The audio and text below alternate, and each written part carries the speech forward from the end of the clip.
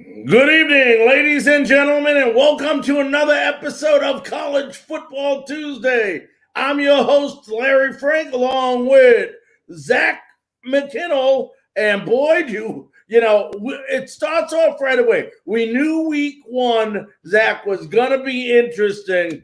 But my goodness, when you look at week one and we look back, we're going to recap it. A lot more storylines than we expected. Yeah, I think everybody in the country is probably, other than maybe Georgia and Alabama, are like, man, we probably could have done a little bit more than what we did. I mean, all the FCS upsets. I mean, Montana going in to Washington and beating a top 25 team for the first time in their program history was outstanding. Iowa State struggled with the FCS team. Oregon lost Kayvon Thibodeau and struggled with Fresno State. Miami got their doors blown off in Georgia and Clemson. I'll give however much money they want if someone can prove to me they thought that game would end 10-3. Yeah, it was amazing. And let's go ahead and let's not beat around the bush. We'll get right off. Obviously, like you said, the story of the week, everybody was talking about it. Had to be the Georgia versus Clemson game. And you and I talked a lot about this game in depth last week, and we mentioned a couple of things. I thought Georgia's defense was going to be there. We talked about it. We discussed it. We knew they lost a little bit in the middle on defense. But boy, oh boy, did they replenish it with, DJ, what can you say about that Georgia defense up against DJU and Clemson? Man, Nakobe Dean, who's one of the linebackers for Georgia, put on an absolute show and made his argument for possibly being one of the best players in the entire country on the defensive side of the ball. And I said on our show, we did like an instant reaction, like right after the game.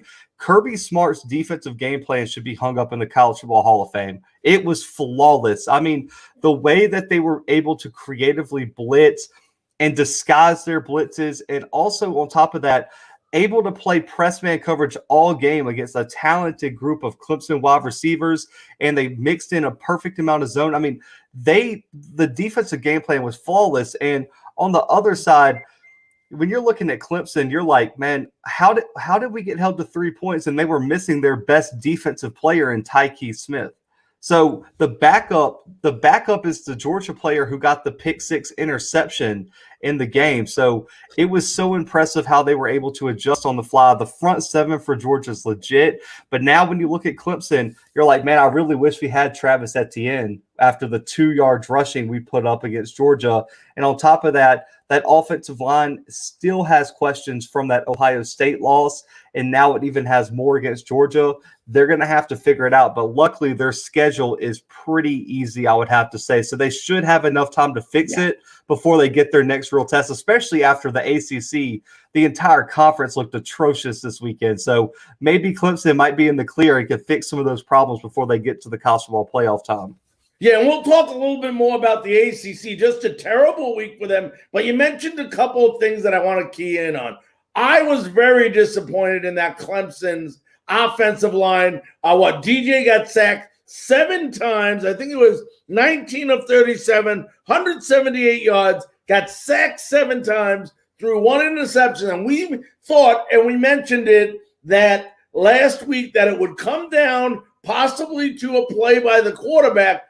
Actually, the only scoring, if I remember correctly, in this game, besides the field goal, came on a defensive pick six. So from an offensive standpoint, the difference, and, I said last week, I think the defense legit. I'm not sold on JT Daniels, and, I'm still not sold on JT Daniels. But the one thing that he did that allowed this team to win is he limited the mistakes. He doesn't throw the ball downfield. We saw that. He threw for 135 yards. He threw it 30 times, but they're not long passes. But I think the big difference, and you hit on it, that I noticed is this team became a one-dimensional team because the team could not run the ball. They completely had no rushing game in this. And,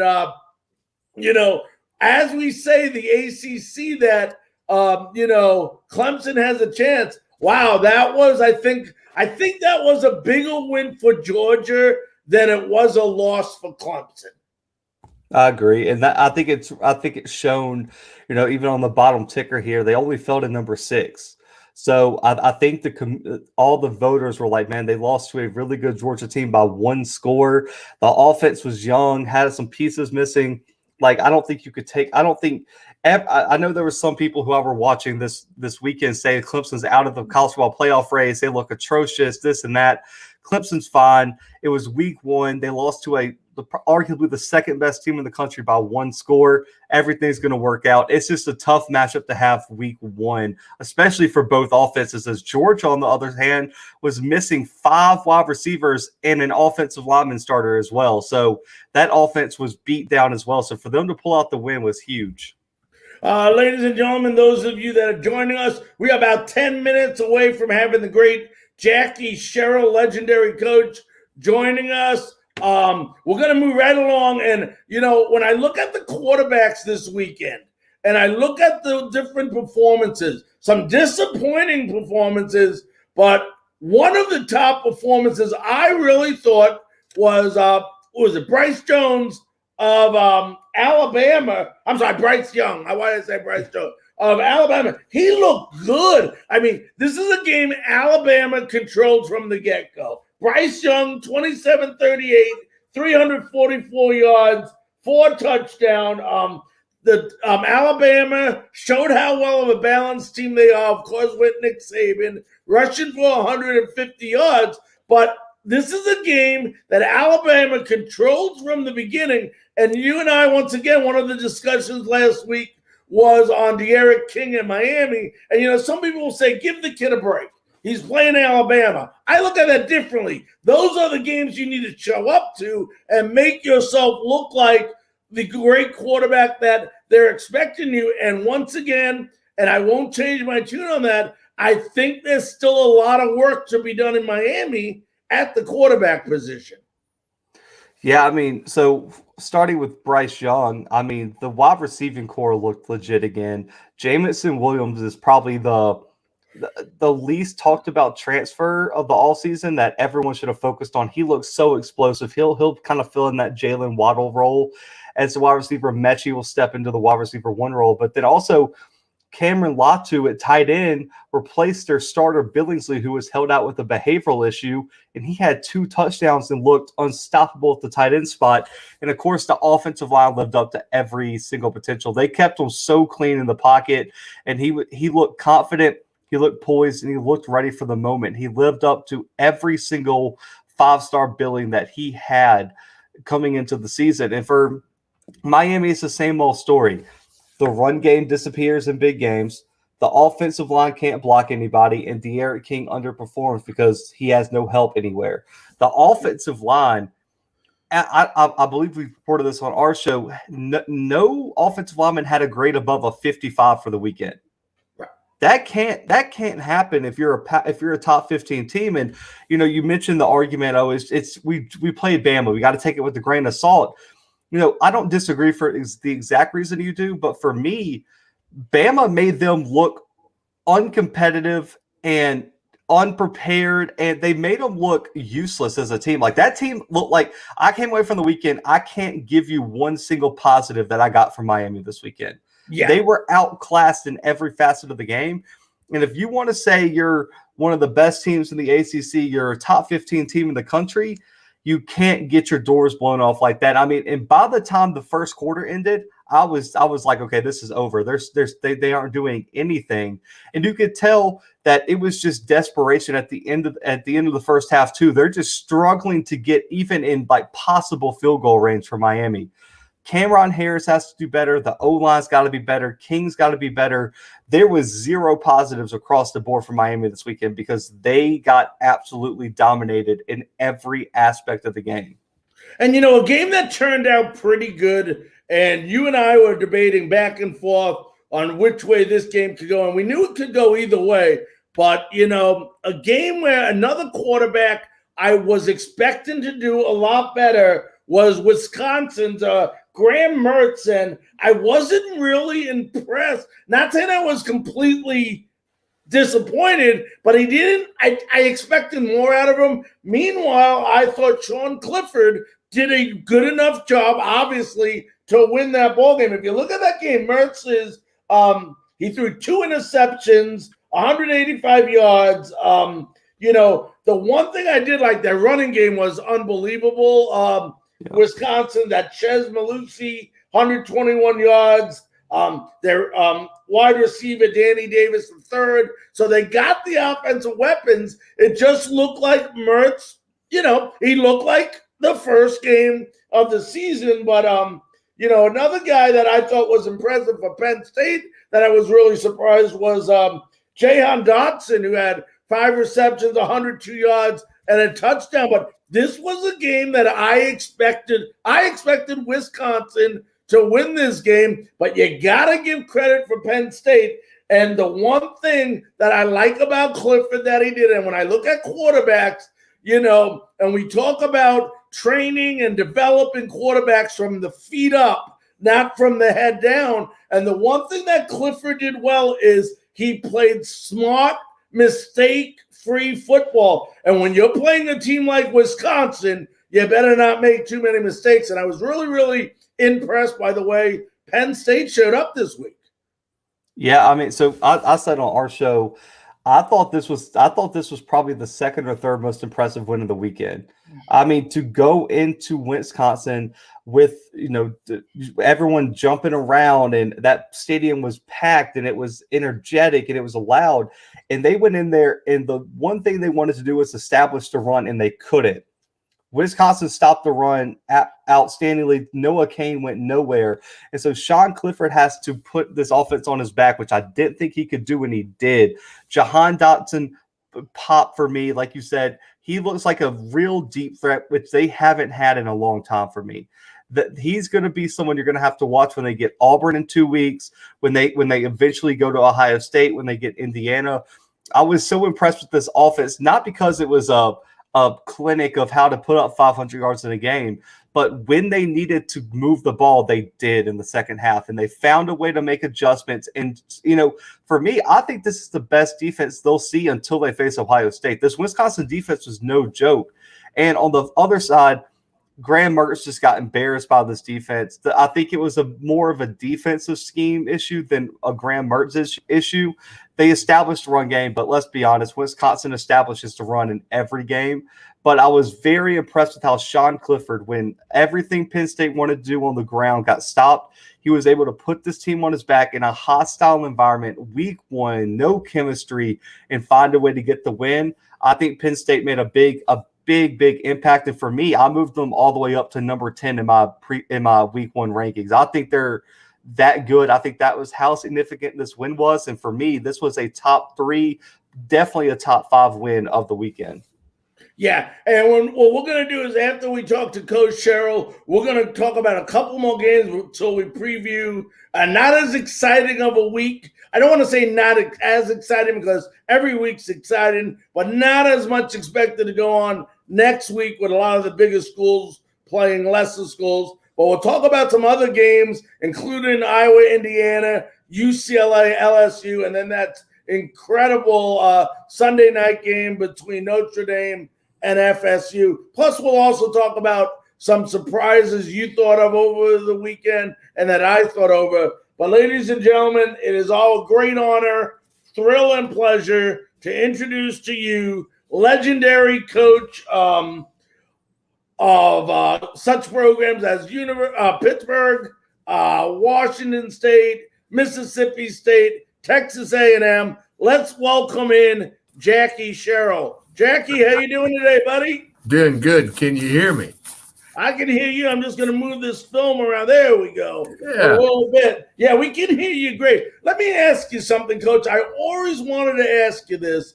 You had the pleasure in your playing days, I want to even go back before your coaching days, of playing for the great coach Bear Bryant at Alabama. I believe you won 2 national championships over there as well. Compare the way Coach Bryant even coached before you got into coaching and compare it How is it different from the way today's coaches coach? Well, the biggest thing is the preparation and certainly the time that you'll spend in the off season. A lot of us would probably be put in jail today if we did the things that we did back then. So it's changed. Probably put it best. Lou Holtz talking to him the other day, and Coach Holtz said, coaching the millennials today, you got to smile and just say yes, yes, yes. Back then, Coach Bryant never said yes. So the things we went through, but all of us, and even the kids that I coach that typically that put you through some tough practices, you were able to carry that off in your life because life's not easy as well. One thing that was said this week, and I agree to, if you look at Alabama practice, they go after each other. Their practice are physical. And I've always said your job as a coach is to prepare your players mentally, practice your players, but practice them very physical, that the game that they play in is easier than your practices. And then the most important is put the players in the right position and then get out of the way and let them perform. So you analyze all that. When you say prepare, you have to prepare the players for everything. And today, and we'll take quarterbacks. When you have a quarterback that goes to the line of scrimmage and then all of it doesn't go to the line of scrimmage, they're in shotgun, but they look over to the sideline, there's 5 seconds left on the play clock. You can't tell me they know what the defenses are. You can't tell me that they know that wide defensive end may be unblocked. So, when you look at those things, how much are you really helping your quarterback today, but not allowing him to see what he's getting ready to face? So, but that's where we are. And you see so much miscommunication between the quarterbacks and receivers today. Quarterbacks today and what we see, and certainly when we look at Ole Miss's quarterback, I call him the University of Mississippi, but when you look at their quarterback and the way that he can throw and run, then you look at other quarterbacks around the country that are mobile. You have one more person, but that don't take that away from guys that can stand in the pocket and throw it. But again, you have to give him the protection that the coaches don't have in their arsenal today because they're moving or having the quarterback be able to move in the pocket and run. But if you go back to the great quarterbacks, every one of them could make one guy miss them. What's the difference in an average quarterback and that gets sacked a bunch or a quarterback that doesn't get sacked? He just has that ability to make that one guy miss him that gives him the extra time in the pocket or the extra time to look downfield to find somebody open.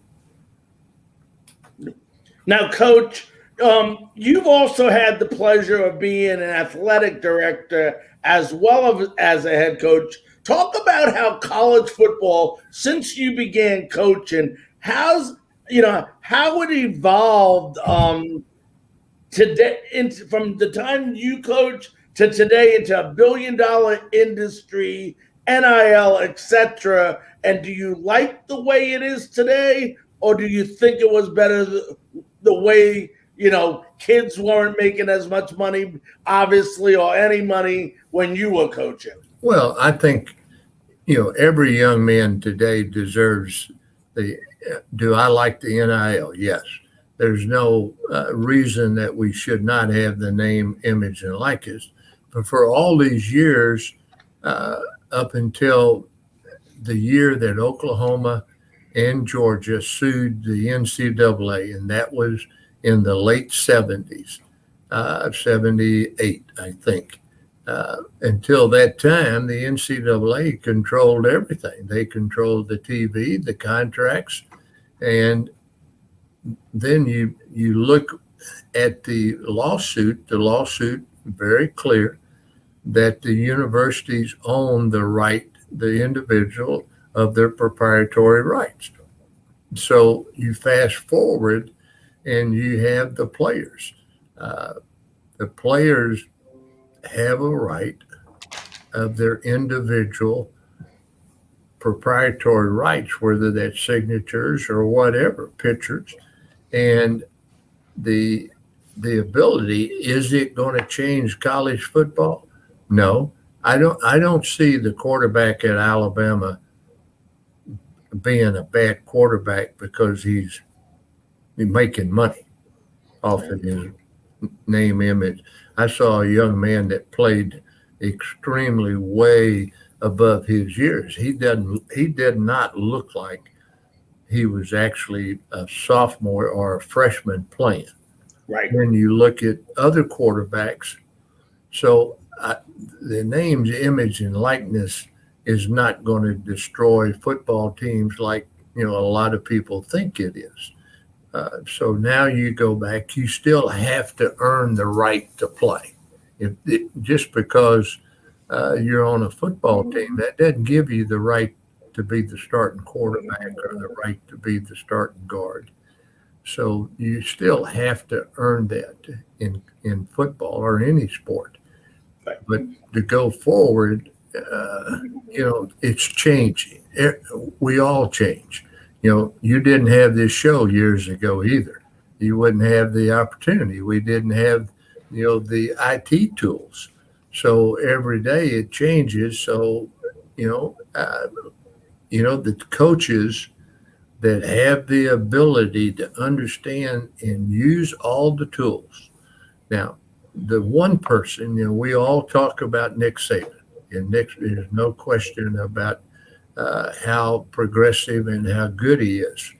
But you got to give credit to the AD, Mal Moore, that hired Nick Saban, because Mal Moore allowed Nick to do whatever he needed to do to build Alabama. Nick, on the other hand, was the first coach that brought in the pro-style coaching. When I say that, that's not, but I'm talking about the staff organization. He's the first coach that had analysts. He's the first coach that had, in-house recruiter, and first coach that had high school relations coaches. And you look at his staff today, there's 30 or 40 guys that's on his staff, but they all have a job. And then you look at the NIL, and I said this when it came out, that Nick will be way ahead of everybody else. And he's hired probably either 5 or 10 people just to handle the NIL with his players, to educate them, teach them how to progressively go out and use their name, image, and likeness to get some deals and get some advertising. So, it'll be a long time before some of these coaches will have the ability to catch Alabama. I'm talking about in what they do, simply because they're not as forward thinking and they're not as progressive. Nick, he has a psychiatrist and psychologists that help his football team and you listen to his players talk. They're very well versed, and they also say the right things. I was impressed. You look at, and I'll use Jimbo Fisher. Jimbo worked for Nick, but Jimbo is very progressive, and you hear his players talk in a press conference. They are very intelligent, and they say the right things, and most of the players, I'm talking about at A&M or Alabama, they will be saying what Nick or Jimbo tells them during the week. Now, Coach, let me ask you this. Before we get into your college coaching career and hit some of the highlights, I always wondered, I know you coached at Washington State, know you coached at Pittsburgh, know you coached at Texas A&M, and know you coached at Mississippi State. But ever during your coaching career, if the opportunity came up, did you want to go to Alabama and coach at your alma mater? Well, I was involved at one time in that process. They went another direction, but would I have gone? Absolutely, I would have gone. When I interviewed for my first job, and that was Washington State, during the interview, they were afraid that I was just going to come in and leave. And so they asked me about that. And I said there were only two jobs I would leave for, and that would be Alabama or Pittsburgh. And so they didn't think that Coach Bryant was going to resign, nor did they think that Coach Majors. So they were okay with that. Now, let's talk about Pittsburgh a minute, because when you listen to the football historians out there, one of the teams that they say was probably one of the best put together teams of any team in college football was that 1980 Pittsburgh team, where you had so much talent, national championship, and you had so many people. Just a couple for the fans out there: Hugh Green, Mark May, Jimbo Covert, Russ Grimm, Ricky Jackson, Carlton Williamson, Tim Lee Lewis, and Dan Marino. Talk about that team, Coach, how it was put together, which obviously by you, and how special was that 1980 team? Very special. The players, there were 3 first rounders, 11 in the first 7 rounds, and I think 18 guys off of that team went to fall camp, pro camp. But the backup players, we had, players like Chris Dolman ended up in the Hall of Fame. He was a backup player. We had Bill Moss that played at Kansas City, great player. He'll probably be in the Hall of Fame one day. So the backup players, and we had the depth that it took, and if the head coach had been better and coached a little better in one game, we would have won the national championship. I don't know who that dummy was, but we go to Florida State and I made a couple of mistakes. The biggest mistake, we had kids from Florida, we had kids from Georgia and Mississippi on the team. So I allowed them and we played a night game. So during the afternoon, we had some time in there that I allowed the players to have their parents come by and say hello, because they hadn't seen them in a while. Well, it wasn't just the parents. It was, the first, second, and third cousins showed up, and, the friends of those cousins. So we were not ready to play until the second half. And the other thing I did, at that time, they were the best in punt blocks. They were the first team in the country that actually would overload 5 or 6 guys on a punt block on one side, and they were very good. So we had a freshman punter. I worked extremely hard in protection, and we could protect, but we didn't cover. We kept giving them a field position all the time. They kicked 5 field goals in the game to win the game, and they were not short field goals. They were 40 and 48 yarders. And but if we'd had 5 minutes left in the game, we would probably had a chance to come back and win it. But I did a very poor job, and that one game cost us the championship that year. Now, Coach, when did you know, or did you, there's always things when players progress, you never can tell how far you can only imagine how far they can possibly go as they develop onto men and go in the NFL. But did you realize when you were coaching Dan Marino that he would be as legendary as he became as a quarterback? Well, when he was in high school, he was a man playing with kids. Danny was not small. Danny was 6'4" plus, and he could throw. Baseball was uh, uh, uh, probably his first choice, and I was very fortunate that he chose to come to Pitt and play football instead of signing with the Kansas City. And matter of fact, I'm sitting at the table when they send the scout or representative to sign him, and they had the check there, they had everything, and just so happened the NCAA, you had Danny Ainge from BYU, you had Kurt Gibson of Michigan State, you also had a player that was going to Maryland. All three were great baseball players, and they did go off and play baseball. Danny Ainge played basketball and baseball, and Kurt football. But at that time, you could sign a Major League Baseball and still go and play college football. Well, they arbitrarily set the NCAA sitting around the table arbitrarily, and it was not a body, meaning the government of the body, the presidents did not vote on this. They just interpreted the rule that if you sign a major league contract, you could not go play college football unless you paid for it. So here's kids like Danny that if he signed a Major League Baseball would have to pay his way to Pitt to play football.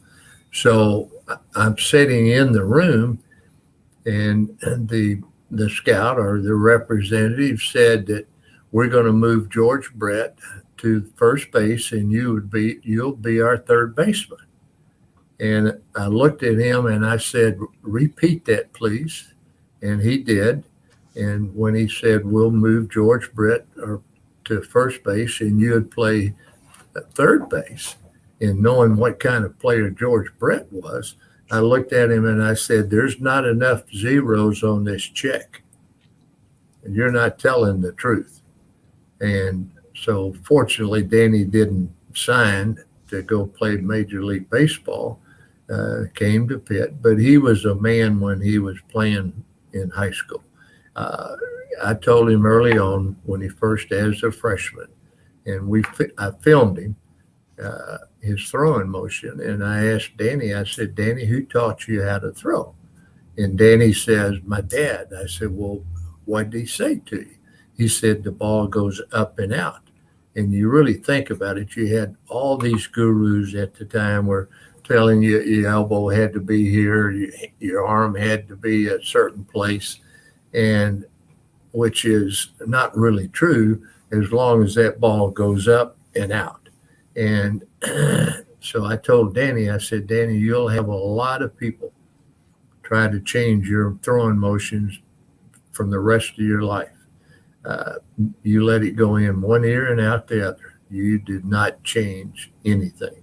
And that stuck with him because even today, Danny will say that he had people trying to change him, and he remembered what I said, and he wouldn't listen to them. But, when you come across a kid like that, or Tony Dorsett, Hugh Green, Ricky Jackson, you can go on and on, Jimbo Covert, those guys. But that reminded me, Jimbo Covert just went into the Hall of Fame, but Danny's offensive line at Pitt was from left to right, was Jimbo Covert, Emil Boers that played for the Pittsburgh Steelers, Russ Grimm that played for Washington, Hall of Fame, Bill Fraley that played at Atlanta, will be in the Hall of Fame, and then Mark May, so played for the Redskins. So that was his offensive line. I don't know if he had that good of a line in Pro Bowl. Right. Now, you go to Texas A&M, coach, and talk about which You got known for the 12th man kickoff team that you implemented. How did that all come about? Where did the idea come from? They still today do some form of it, but how did that all come about? Well, at that time they built a bonfire, and they built it, but they started in September. They would cut 5,000 trees would be cut, but the Texas right of way, which was the power company, would have a right of way to go through and cut.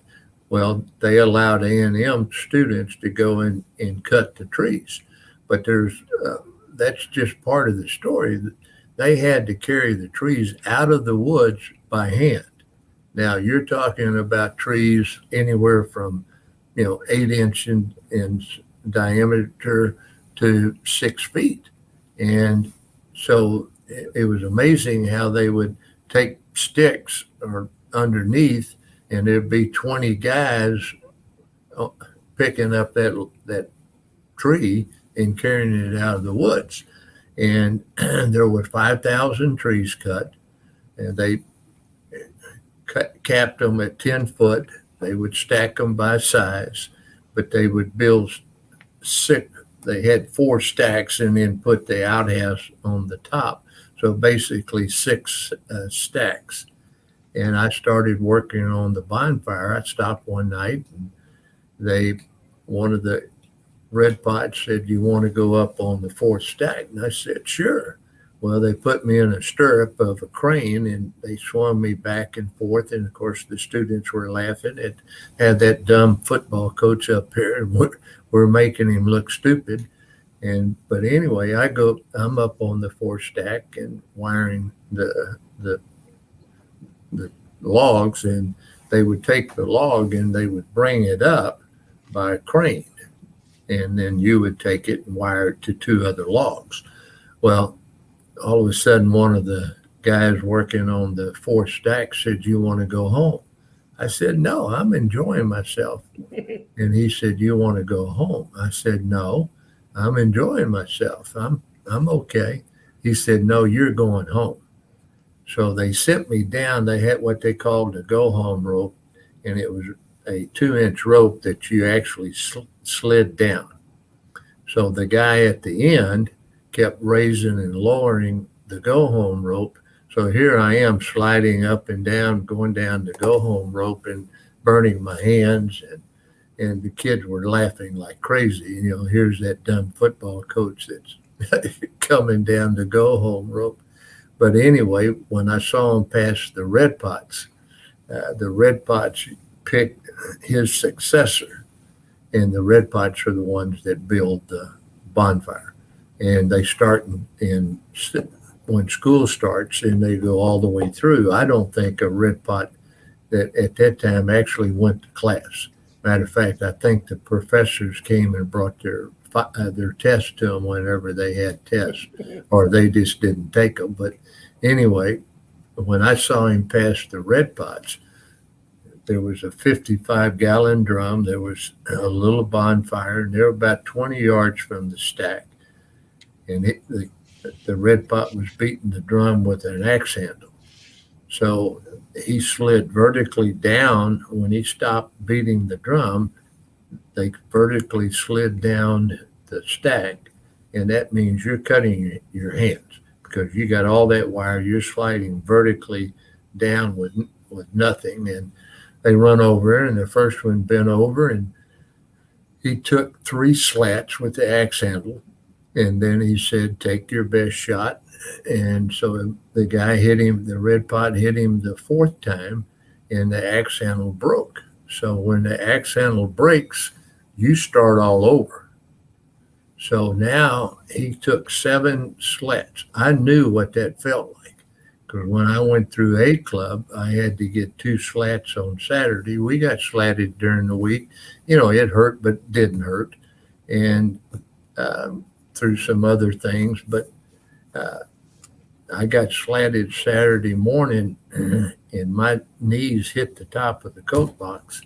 And I said, "I ain't taking another slat, and there ain't anybody here big enough to make me either." So that's my sophomore year, and I walk out, and the senior comes and gets me and says, "Let me give you got to get it to join the A club." But anyway, so I knew what that felt like. No expression, nothing. I said, it's 40,000 students here. I can find guys that cover it. I can teach them how to cover kickoffs, and in my mind at that time, I had a little kid, and I'm talking about very little, probably 5, 6 maybe, Glennie Meyer at the University of Pittsburgh, that was the best cover guy I ever had on kickoffs. And he wasn't on scholarship. So that assured me that we could find. We had 252 sign up. I had 2 young ladies, and we whittled that down to 40 and had 40 come out for spring practice every year, and we'd keep 20. And so they earned their spot, and they were good. To give you an idea, for 5 years, they were number 1 in the nation 2 years. They always were in the top 5. Their average was 12.5. Last year, I looked it up, and of the major universities, Alabama was number 1, but they were like 18.5 or 16.5. They still, even today, would have been number 1 in the nation. I want to make sure I get Zach in here. I'm not sure. I want to make sure you get some questions in, my friend. Oh, I appreciate it. So yeah, I'm a big recruiting guy. That's like my thing. I love talking recruiting. So, you're still really involved in college football. Looking back at your coaching career till now, how has recruiting differed? And when you were scouting a player, what were the number 1 things you were looking for? Well, you have to have talent. So the first thing you look at is, their speed. Then you look at the player, what position, and you're recruiting to a position. You're recruiting offensive linemen, and today you're looking at the big guys. But can they move? Do they have flexibility? Can they move their feet? Just because you have size, that doesn't mean. And one thing that I always did with my offensive linemen that we recruited, I would ask them to squat. And if they could squat without keeping their feet on the ground and still squat, but if they had to raise their heels, that meant that they could not play, because once they get in a stance, they could not have their feet flat on the ground. And so means they're top heavy. Same thing when you're looking at quarterback. We all think that, quarterback's got to have a strong arm.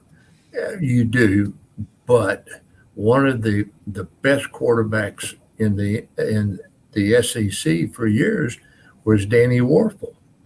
Danny Warfel could not make it in pro ball, but what Danny could do, and there's one thing that's so important, is you have to throw catchable balls.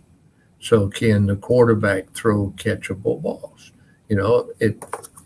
And the difference in college, you may have a window this big. In pro ball, you may have a window this big. I asked Kenny Stabler years ago, and when he was at Oakland, I said, Kenny, what's the difference between college and pro ball in quarterbacks? And he said, Jackie, we're standing in a large banquet room. It was like 40 yards from one end to the other. And he says, if you can't throw the ball from here to the other end without touching the ceiling and throw it into the window, you can't play in this league, which makes sense. And even today, you look at 2 of the greatest quarterbacks last year or all time. One played at New Orleans, and the other one ended up playing at Tampa. And Breeze and Brady, but Drew could not throw. He didn't have the arm to throw it 90 yards, but he could throw the ball, and throw it where people could catch it, the receivers, catchable ball. So, I mean, it's kind of like Major League Baseball. You have a lot of pro baseball players in the Hall of Fame that could never throw 90 miles an hour, but they could hit that target, and they had balls that they could move around to hit that target, but they couldn't throw the fastball. But, Nolan Ryan was a different type of player. Same thing with quarterbacks. You look at quarterbacks today, and you look at Wilson or you look at Mahomes, but you look at quarterbacks today or Kyler Murray. Those guys, first thing you would say, looking in Johnny Manziel, they were baseball players. They were shortstops or third basemen because they could throw the ball from every direction. And, you saw Bryce the other day, and Bryce throws the ball at different angles. So the gurus years ago that your elbow had to be here, the ball had to be here. That was never true. Just get the ball to the receivers that they can catch. Right. And I mean, for me also, you recruited at such different areas. I mean, Pittsburgh's a big city. A&M is a powerhouse program that's easier to recruit at. But how hard was it to recruit to Starkville and Pullman, Washington? We see that, the big markets. We had Ames, Iowa in there too now. So don't forget about Ames or Fayetteville, Arkansas. So, Fayetteville, Arkansas, Ames, Iowa, and Pullman, Washington. You have the advantage in major cities. However, you have to recruit to your university. When I was at Pittsburgh and Texas A&M, one of the first things I'd ask a recruit, do you want concrete under your feet or do you want grass? If I was at Pittsburgh and they said grass, I knew we were not going to get them. If I was at A&M and they said grass, we got a chance to get you. Well, the most important thing that I did is I wanted to see the player in the reaction with his mother. I could care less. That's not true, but I mean, and his father, but I wanted to see a player around his mother, because if a player respected his mother and was very honest and you could see where they loved their mother or not, then you knew, I did. I felt like that I could coach that kid. A kid that was not respectful to his mother, I wasn't going to recruit, and I didn't. And there's quite a few players I walked out of the house. And, wow. That was the same thing with Coach Bryant. The coaches hated for Coach Bryant to go visit in their homes, because they may be recruiting a player for 2 years, and Coach Bryant would walk in there in 5 minutes. He said, let's go, because he wasn't going to take them. And I judge kids on two things. I'm talking about, players, how they respect older people and how they respect kids, and especially handicapped kids. When I started taking our kids to the hospitals in 1977 at Pittsburgh, I was wanted to find out, you can learn an awful lot about your players when you take them to a kid's hospital.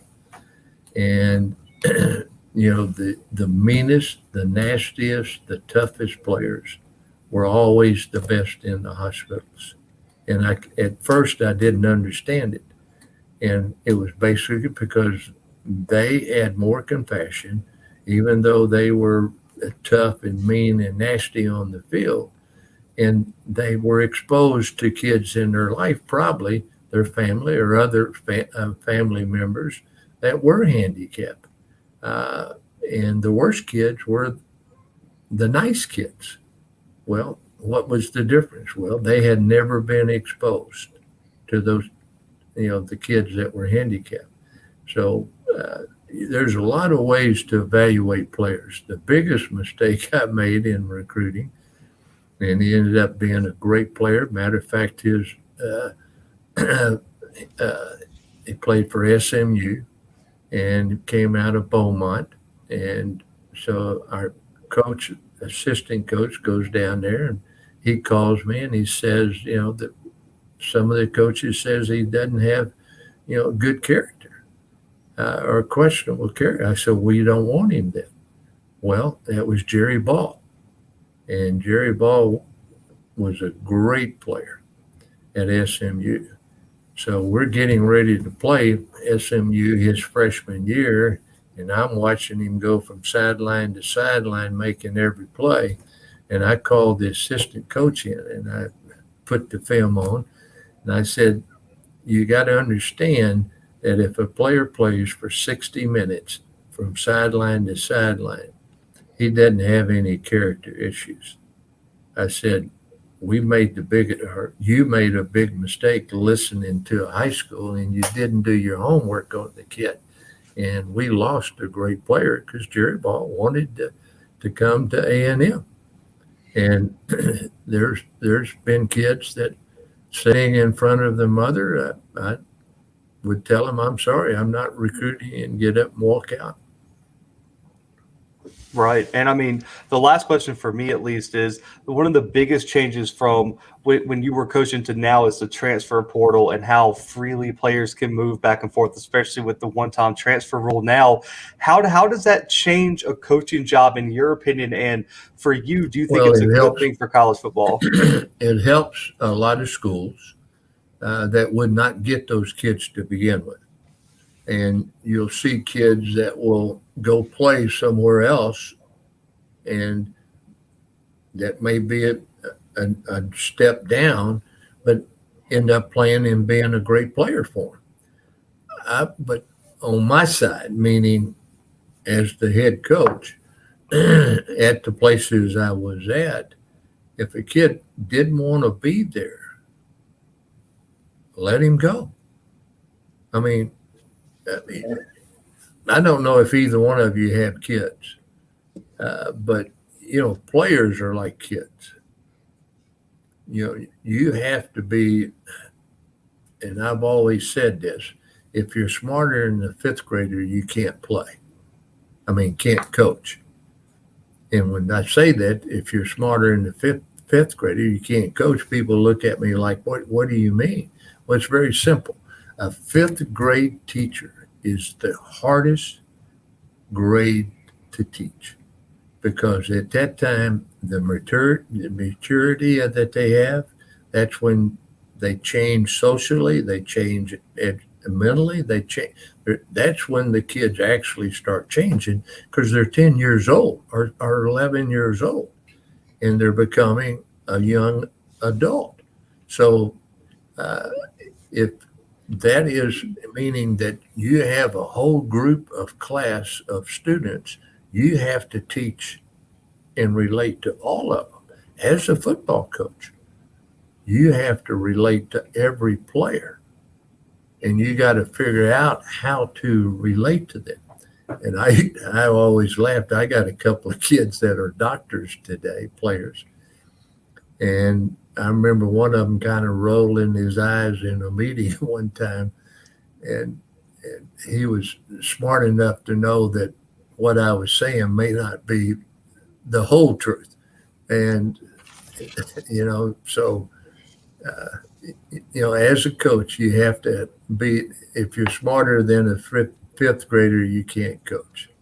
But I learned a lesson. One of the smartest people, and I'm talking about a neuroradiologist, spent 30 years of making a device of the brain, meaning everything in the brain, to be able to not only pull it up on a computer, but to show it where it is in the brain. And if there's the damage in the brain, they can show what it is, why it is. And she made a comment. There watching it, and she made a comment. I wrote it for a fifth grader. And so I started laughing. I said, well, I must be pretty smart then. Coach, before we let you go, because we're running out of time here, there is one last question I want to ask you. And you've been a coach, you've been a player, you've been an AD, and of course, you've been a fan of the game of college football. I want to know the different perspectives you have from each of those on realignment and these schools going to different conferences and how it would affect a player, a coach, an AD, and even the recruits that you go after. And is it a good thing or a bad thing for college football? Well, I did a TV show in 1978, January of 78, Houston, Texas. I did an hour show. I had a map of the U.S. I drew 4 conferences and said that we'll end up with 16 to 20 teams in 4 conferences. That was in 1989, January of 1989. And that we would have 4 conferences and 16 to 20 teams in each conference. Now, let's spin it all back. Everybody's talking about the SEC. The SEC didn't make the first move. The Big Ten made the first move. The reason the Big Ten did was they were cut off at the Ohio border. They did not have Pennsylvania and New York, New Jersey. The number one TV market is in, let me clear this out. I'm sorry. The number one TV is in New York.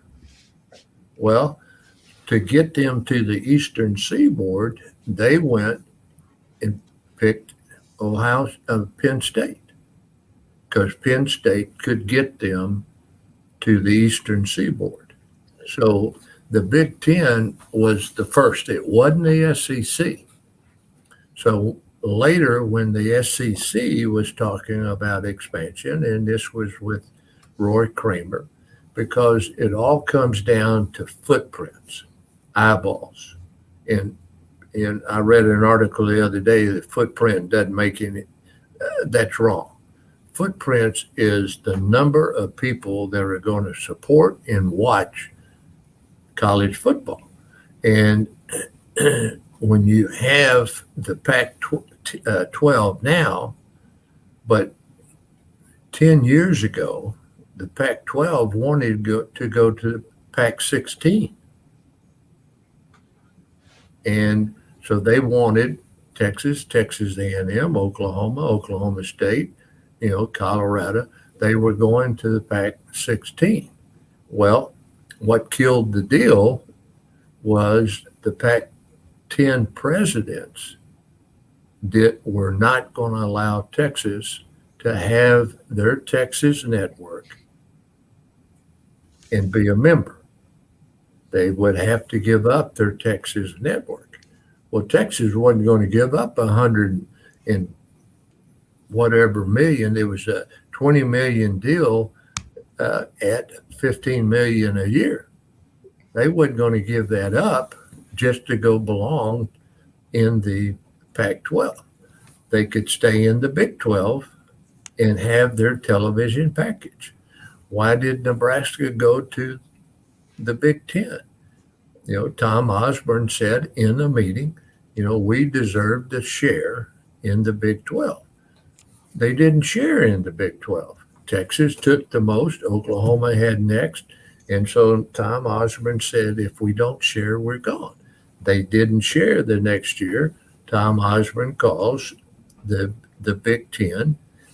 Missouri was primed to go to the Big 10. Missouri actually would fit the Big 10 academically, locale, but they bypassed Missouri and picked up Nebraska because Nebraska had a bigger name. Well, they didn't, and they had more eyeballs than Missouri. College football fan, and there's very few schools in college football that has 1 million to 2 million fans. So what does that mean? That means that they're going to turn the TV on, they're going to buy tickets, they're going to support that team. So where can you get those? When the SEC started to go to 16 teams, they were going to take Florida State and Miami, and they were going to go Texas A&M. Those were the 4 teams other than the 12 that they had.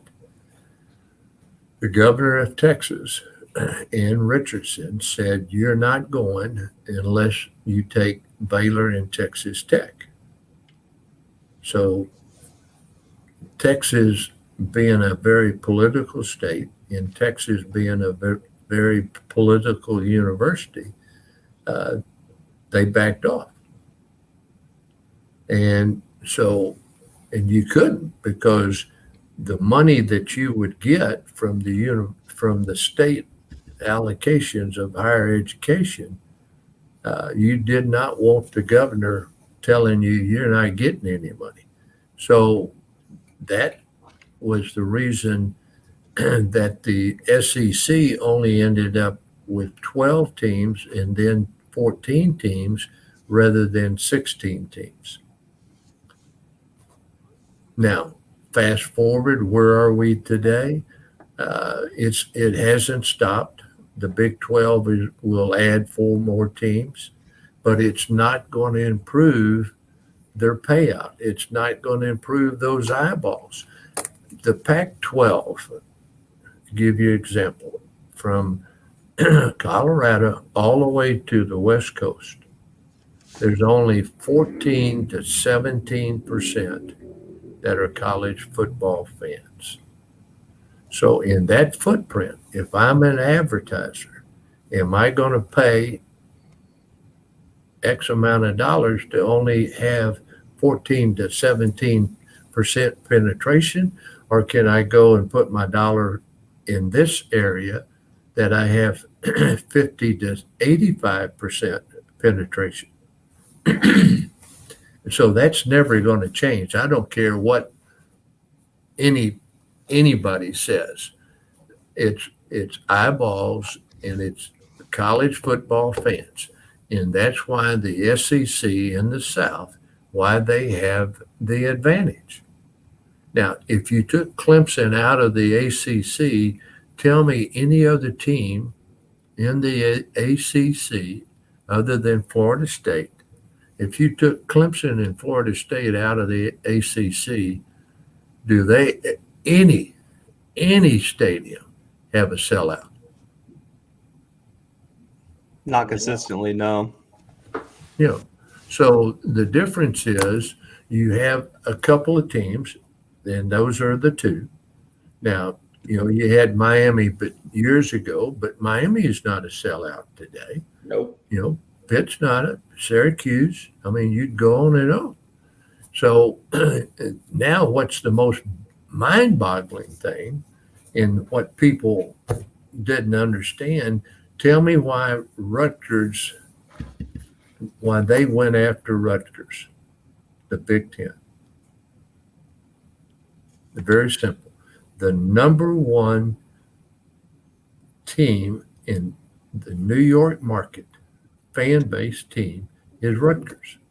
Yep. Not Notre Dame, not Penn State. So the Big Ten went after Rutgers to get New York. So, throwing those darts, the Big Ten throwing those darts at the SEC, they don't have any room. Those glass houses break very easy when you throw stones.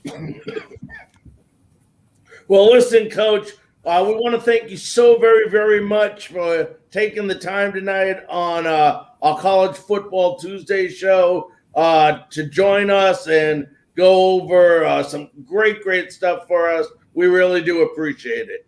You're welcome. Now, where did you get the nickname Blue Bloods? So when we started so I have another show on top of this one, and we were just trying to think of a name that no other show had. And I'm from the South SEC, and a lot of the programs in that conference are like blue blood programs. So I looked it up, no one had it, and I was like, man, this would be a perfect like catchy name because we only cover college football. So I was like, we'll go with the Blue Bloods then. Well, good luck to you guys. Thank you. All right, thank you, and be safe, Coach. You too. That was Coach Jackie Sherrill, legendary coach, and what a great interview. Folks, we're going to go a little bit later. I know we're running a little bit late, but we want to go over a couple of things. We're going to, I won't say speed through it, but we'll go through it pretty quickly because it just so happens next week doesn't have a full slate of what I would call great game. There's some great games, but we'll go over it. But I want to go over a couple more quick games with you, Zach, because the games you and I talked about, and the first game, and these are games still from last week.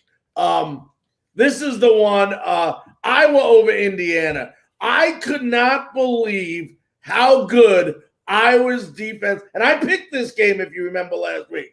I said Iowa's going to win. It's just something about Iowa year after year. Both teams in Iowa. I think one's ranked 9th, one's ranked 10 in the latest AP poll today, and they play each other next week, which we will go over that. But when you look at Iowa, you talked about it. Penix for Indiana did not look great.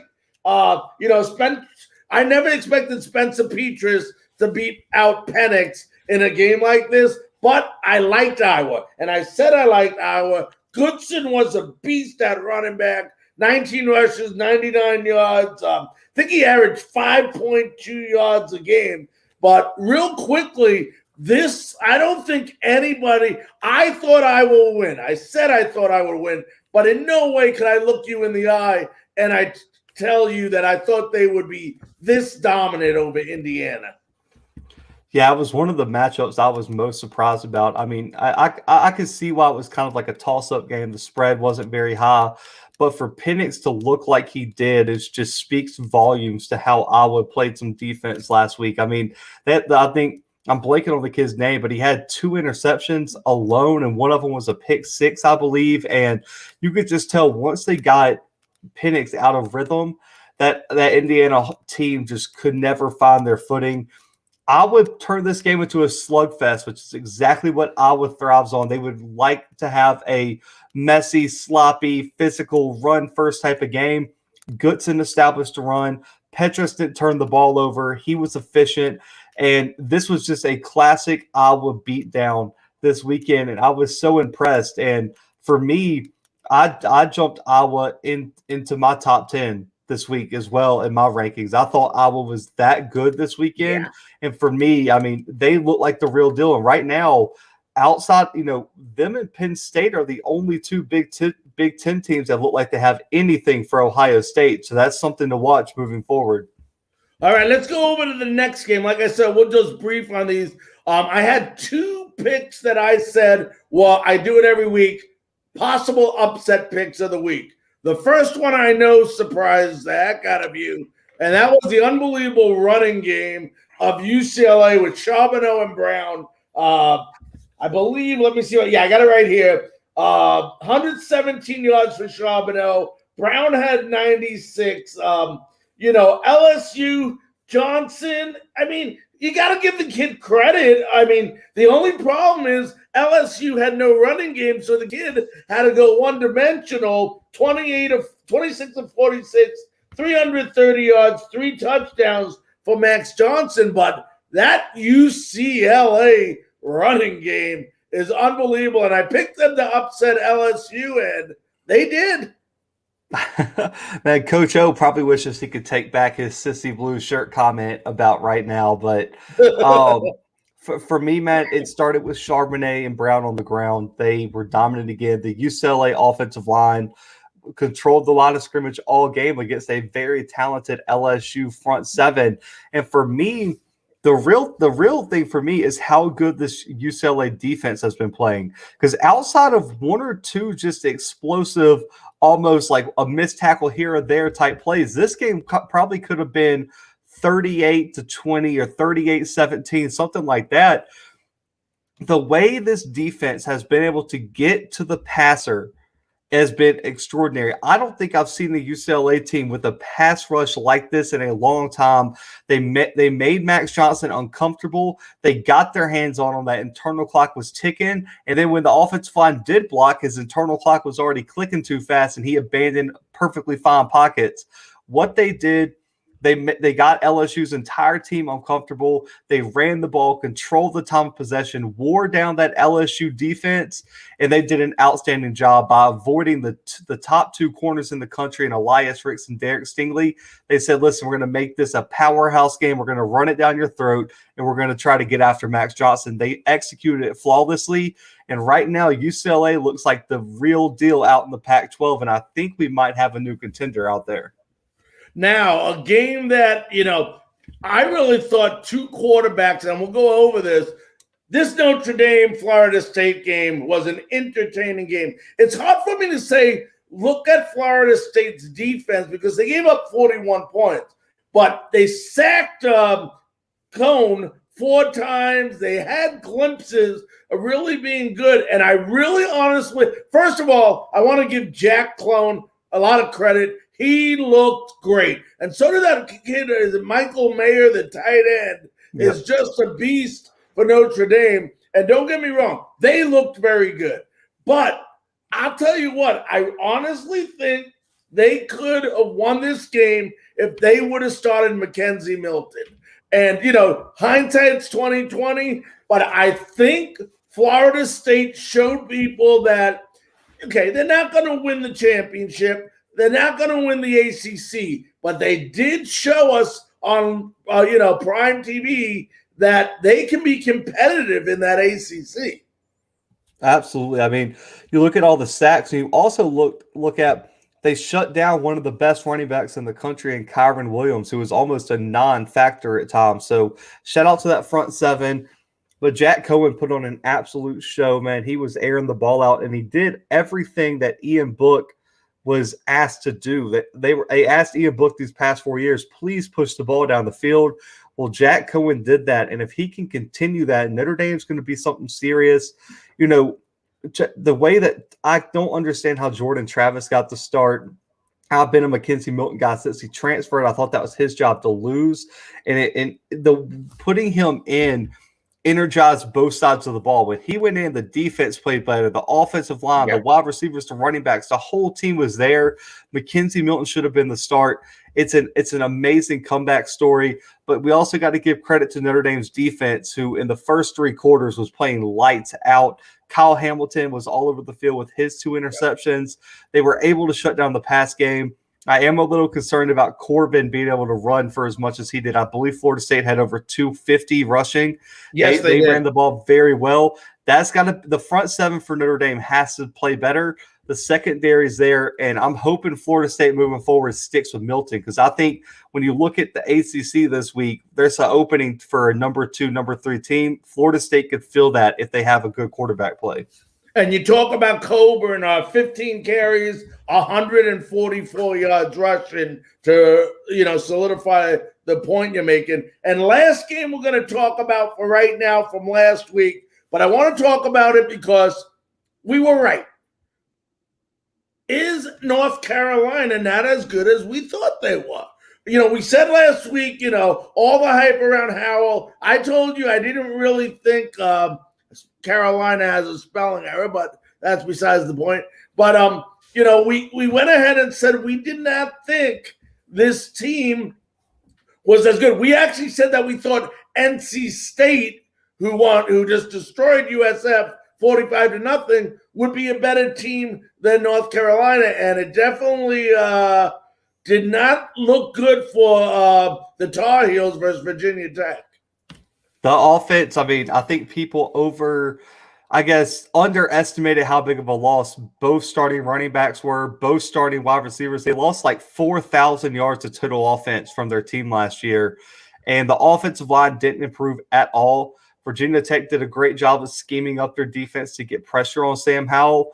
And for me, that until UNC, outside of Josh Downs at wide receiver, finds a number 2 through 5 wide receiver and finds a efficient, consistent running back, UNC is going to have problems all day, regardless of how good their defense played. But for me, it was just Mac Brown has to find a way to improve this offensive line, because it doesn't matter how talented Sam Howell is. If he has no time to throw the ball, then it really doesn't matter at that point.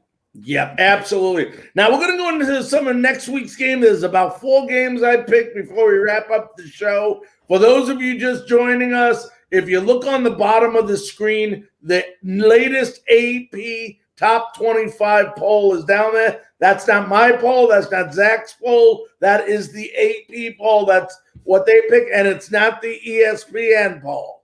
I call it the ESPU poll because they stink over there. But anyway, let's start out with what is supposed to be, there's 2 games, 2 matches between top 25 teams. The first game I think is overrated, and I don't think that Oregon's a bad team. I think Oregon's a very good team. But Ohio State kind of convinced me last week that they are a better team than I had thought.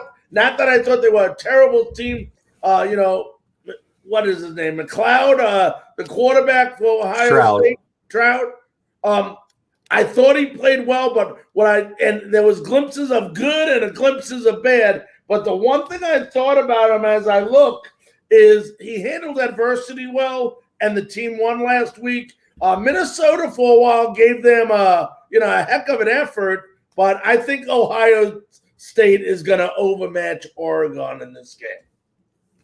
Yeah, I think it's closer than some people are thinking. I don't put too much stock into Oregon squeaking by Fresno State, who looked outstanding. They won like 52-0 week 0, and it was the most efficient offense in the Mountain West for 2 straight years now. So they were up 21-6, and then they had a few injuries that just kind of took the energy out of the program. So I'm not putting too much stock into that. Kayvon Thibodeau was on the official depth chart they released today, which is promising in terms of his availability this weekend. Now, what percentage of health he is, I can't tell you. But for me, it all comes down to one, can Oregon establish the rushing game? We saw that the way to beat Ohio State is to run the ball. Minnesota ran it right down their throats for 3 quarters until Mo Abraham sadly ruptured his Achilles. CJ Verdell and Travis Dye are a great 1-2 punch at that running back spot. And then also the other factor is last week Ohio State gave up 0 sacks and 1 tackle for loss against Minnesota. But this front 7 for Oregon has 3 5-star linebackers, the 5-star edge in Kayvon Thibodeau, and a bunch of very talented interior defensive linemen. Can they protect Stroud? Because the one way you can beat Ohio State is get Stroud off his game, sack him, get that internal clock ticking, make them overthrow wide receivers, make them miss passes, because that's the way to beat them, because the strength of this team is the wide receiving and the playmakers. But if you force Ohio State not to be able to get the ball to them, then it won't matter. So that's where Oregon's key is to run the ball, wear down the Ohio State defense to keep their defense fresh. But I don't know if they can do that. Kayvon Thibodeau is probably at 75% at best, in my opinion, after his ankle injury week 1.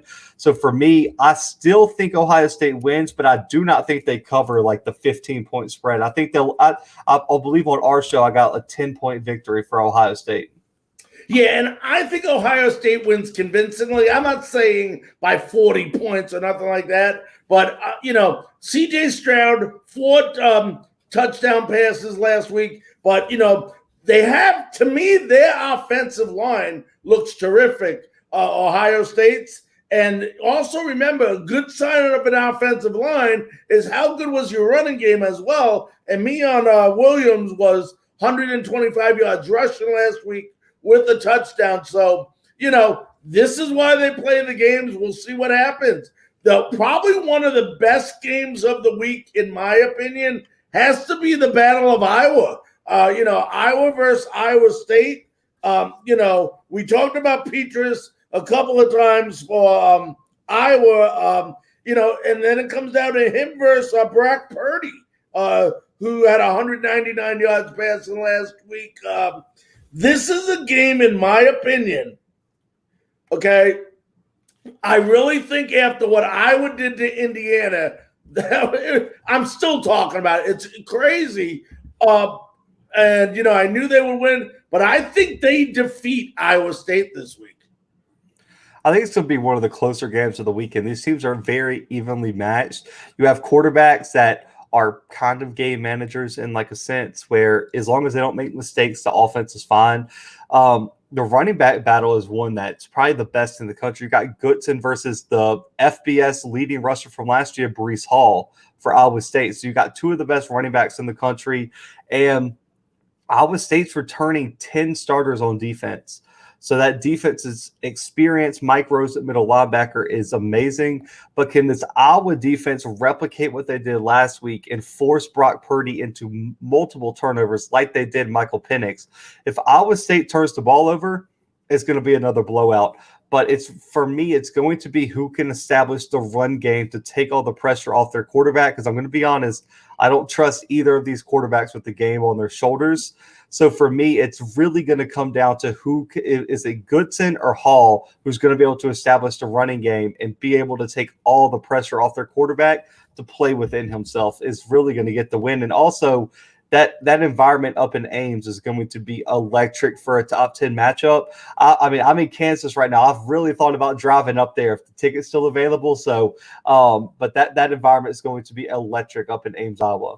Yeah, no doubt about it. Now, my two upset picks of the week before we leave, then we'll see if there's anything special that you think will happen. And I'm calling it now. The running game last week for this team was incredible. The passing game was incredible. I'm picking Appalachian State over Miami this week. I mean, the dual running back attack with Noel and Peoples over 226 yards. I thought Chase Bryce, 20 of 27, 259 yards, 2 touchdowns, looked really good. Now it was versus East Carolina, but if you and I are aware of, East Carolina not too long ago was a good ball club. And I am just not so. I said this in our preview before the season started. I don't see Miami being a top 25 team. They're ranked number 22 right now. And I'd rather see the 25th team, who one of my buddies' roots were, it's called Auburn, move into that slot. And I know you're an Auburn fan. Yeah. But with Auburn number 25, this plays a big role in them this weekend. If Appalachian State, and I see Appalachian State beating Miami and getting into the top 25. That you stole my thunder. That was going to be my pick. I don't even know if that's an upset right now, to be completely honest with you. I think Appalachian State's been a better program than Miami over the past few years. And for me, Miami has to win this game. They have Michigan State next week, who just got done blowing the doors off in Northwestern. So Miami is looking at an 0-3 start to start the season if they lose this game potentially. So for me, this is a must win, but I agree with you. I think the defense for App State, more talented than what Miami has. I think the offense is more efficient. And for me, Miami hasn't shown me they can beat anybody when it really matters. So I'm gonna agree with you. I got App State in this game for a big upset. And my other upset, and probably the most quiet kept secret in all of college football right now, is the dual quarterbacking of Arkansas quarterback KJ Jefferson. Unbelievable, had 100 yards rushing, 100 yards passing. They're playing Texas. Now, Texas is a good ball club. I don't want to take nothing away from Texas, but Arkansas surprised a lot of people last year during the COVID season, playing that unbelievable schedule versus the SEC, and they were competing. They came back, won this game this weekend that they played. And if with him, KJ Jefferson, I just think that if there's going to be an upset this weekend, besides, like I said, I don't think Appalachian State is an upset either, but from a poll standpoint, it is. I think if another one happens, it could be this one right here. I like this pick. I'm not sure exactly if we're doing this game preview, I think tomorrow. So like, I'll probably hold my judgment on if I think it's going to happen. But for me, looking at it, this game, for me, is going to be a one-score game. I think this is a bigger test for Texas than even last week because they're on the road for the first time with a new quarterback. And Arkansas is going to have that place packed out. I've been to Fayetteville for an Auburn-Arkansas game. I would rate that environment one of my top. I love Fayetteville. It's beautiful up there. The fans are passionate. It's loud even when they're not winning. And now there's an expectation to win. So what is that environment going to be like now? Jefferson has sparked this entire offense. The running games there. Sam Pittman, when he was hired at Arkansas, was the least talked about hire of that hiring cycle. He might be the best hire in the SEC from 2 classes ago. Agree. He is recruiting his what off up there, and that team is not going to be a pushover. They should have beat Auburn last year. They were up on Georgia at halftime week 1 last year. That team's no joke. They play tough physical football, and if they can force Casey Thompson at quarterback into some bad situations, or Hudson Card started, my bad. Hudson Card into some bad situations. Right. Yeah. Because they rotated last week, so I always get confused. But yeah, Hudson Card, if he turns the ball over, this is upset potential. Just right now, it all depends on can Arkansas stop Bijan Robinson, because that's what Texas is going to ride until the wheels fall off, or the legs of Bijan Robinson at running back. Yeah, and like I said, I had the pleasure of living in Arkansas for a little less than a year, right in Fayetteville. Or Bentonville, which is right next to it. And Sam came over when I moved right before the pandemic. It's amazing what this guy has done with so little of them allowing him to do because of the pandemic. And now with everything opening back up and him being able to even do more, he is a winner. Everything about Sam Pittman is a winner. Not only is he a great guy, but he's a great motivator. They love him in Fayetteville, and for obvious reasons, and you may get to see the result of one of those reasons this upcoming weekend. Before we run, I hit on the games that I just captured. Is there any, and I know we're talking a lot of teams in college football, and I know you're still doing your previews and stuff, but is there any other game out there? Actually, before I do that, what was we talked about the ACC having a lot of trouble. What was your opinion of Charlotte beating Duke on Friday night? Nah, man, it was a great win for Charlotte. They've been in bowl. Been bowl eligible for a few years straight now. I mean, that program is on the upswing. They've made a great transition from FCS to FBS, and it just shows how far Duke's fallen, man. Cutcliffe is legendary for coach he is. It's time to probably go be a Saban assistant.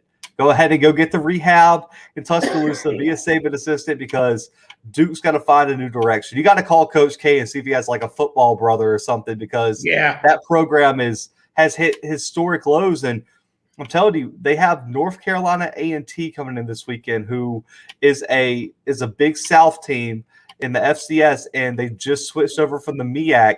They're multiple-time Celebration Bowl and HBCU national champions. These past few years, they got Jermaine Martin at running back, who is no scrub, who a lot of people think he might run for 2,000 yards this year. And last year, he averaged, I believe, 9 yards per carry for the entire season last time he played. So that team's not going to be a pushover. If they lose that one, you just got to fire everybody. Just go ahead and just restock the whole cupboard. Everyone's got to go if Duke loses again, because that might be a winless season on their belt. Absolutely. Okay, like I go back to my question. Any games that we haven't mentioned that is intriguing to you, or ones you would suggest people may want to keep an eye on? I would say Colorado, Texas A&M. I think that's such an interesting game that no one's looking at, and it's also at Mile High, so it's in the elevation for Texas A&M having to travel. Colorado's probably still going to have the fan advantage, and Colorado was one game from going to the Pac-12 championship last year. That team's not a pushover. They're 1-0. A&M last week played Kent State, and their first-year starter in Haynes King replacing Kellen Mond through 3 picks. You can't do that when you go face a team like Colorado. That one is like a mild upset alert. If I had like an upset scale of like 1 to 10, I put it at like a 3, but it could happen. I won't be surprised. A&M's like a 17-point favorite. We're going to find out if that offensive rebuild under Jimbo Fisher is for real. And then another game that I would suggest is Jackson State, Tennessee State. That's an HBCU matchup. It's OVC Jackson versus State won last 7-6. I saw that. Yep. And so the reason I'll say this one is the battle of celebrity coaches. You got Deion Sanders going up against Eddie George in his first season as the coach of Tennessee State. It's going to be interesting to see how that dynamic. Also, Hugh Jackson is the offensive coordinator for Tennessee State. So you're talking about major NFL head, coaching. There's great talent on both of these teams. We're going to find out a lot of questions about Jackson State and also what is Eddie George putting together at Tennessee State. It's going to be a great matchup. I believe that's on Saturday, and it's in Memphis, so it's a neutral site game. It's going to be a classic game, and so that'll be one that I would suggest tuning into if you're looking for a game to watch on Saturday. All righty. Well, we had an unbelievable show today, my friend.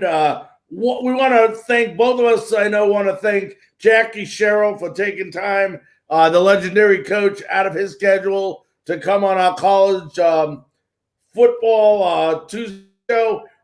As we're leaving, I'm going to go ahead and, as always, we'll first go with my Blue Bloods buddy, Zach here. Wenk, what shows you have coming up before the weekend so people can go ahead and follow you?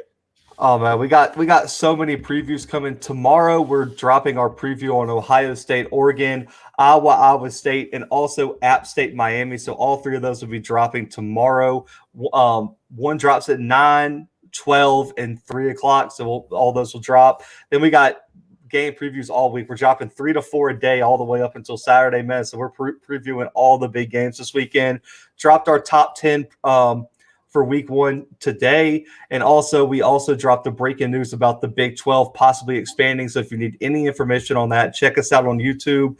It's just youtube.com/thebluebloods. It'll take you right to our channel. Subscribe, man. We appreciate it. Yeah, and also realize, folks, that if you don't have access to YouTube for whatever reason, he drops them all to Frankly Speaking Sports. He drops the YouTube, so when you hit on it, the Frankly Speaking, it will automatically take you to his YouTube channel as well. Just another way for him to get the word out there. And I'm going to tell you guys, I watch each and every one of these. It's terrific, and he knows I think that otherwise we would never be doing this show together. It is great. I will watch him over the CBS, Fox, ESPN. And I mean that sincerely. You get an honest view. If you looked at ESPN last week, nobody picked UCLA to be at LSU. Nobody was, when I said Iowa would beat Indiana. What we're telling you is facts based on not just what we think the big guys think are going to win. We're giving you an honest opinion, just like we did with Appalachian State here beating Miami. That's an honest opinion. You listen to other guys, they're going with whatever the critics say. So, great show tonight. Want to remind all of you, as far as we go with Frankly Speaking Sports, what an incredible Frankly Speaking Panther show we have tomorrow night. We'll preview the upcoming game on Frankly Speaking Sports at 9 p.m.